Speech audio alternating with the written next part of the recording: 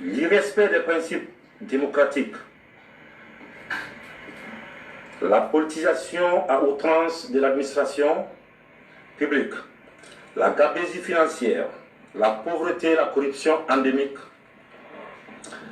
ont amené l'armée guinéenne, à travers le Comité national du rassemblement et du développement, à prendre ses responsabilités vis-à-vis du peuple souverain de Guinée, dans sa totalité.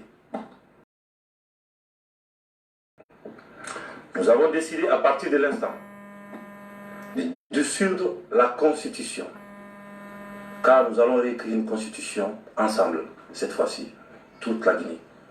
Nous allons nous rassembler, les 4 régions, la diaspora, les Guinéens de l'étranger, tous ensemble ici, nous allons mener une concertation inclusive pour décider de l'avenir de ce pays.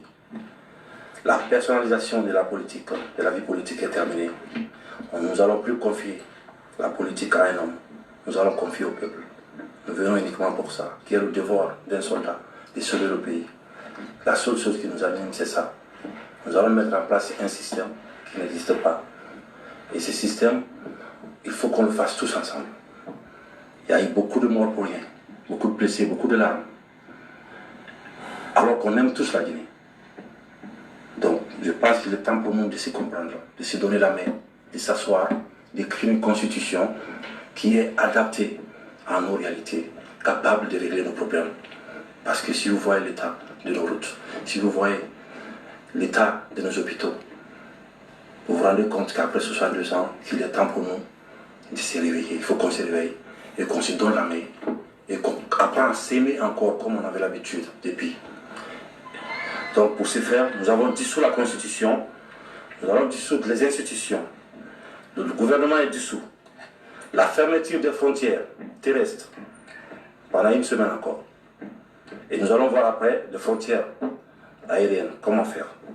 Avec tous nos camarades, nous allons trouver la solution pour sortir de cette KPJ.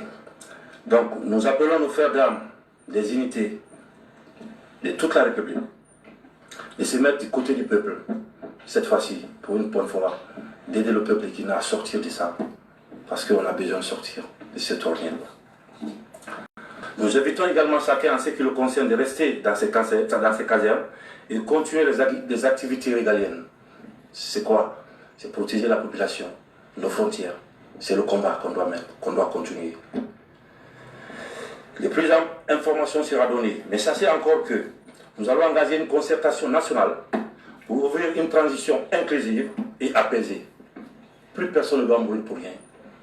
Les Guinéens ne doivent plus mourir pour la politique, parce que nous avons mis la politique en devant et oublié aussi ce que nous sommes. Nous allons travailler ensemble avec tous nos partenaires, bi et multilatéraux, aussi rassurer le respect des engagements vis-à-vis des organisations internationales. Le Guinéen respecte sa parole. C'est ça la dignité. L'harmonie entre le dire et le faire. Et qu'est-ce qu'il disait Jerry Rawlings? Il dit que si le peuple est écrasé par ses élites, il revient à l'armée de rendre au peuple sa liberté. Car nous venons tous du peuple de Guinée.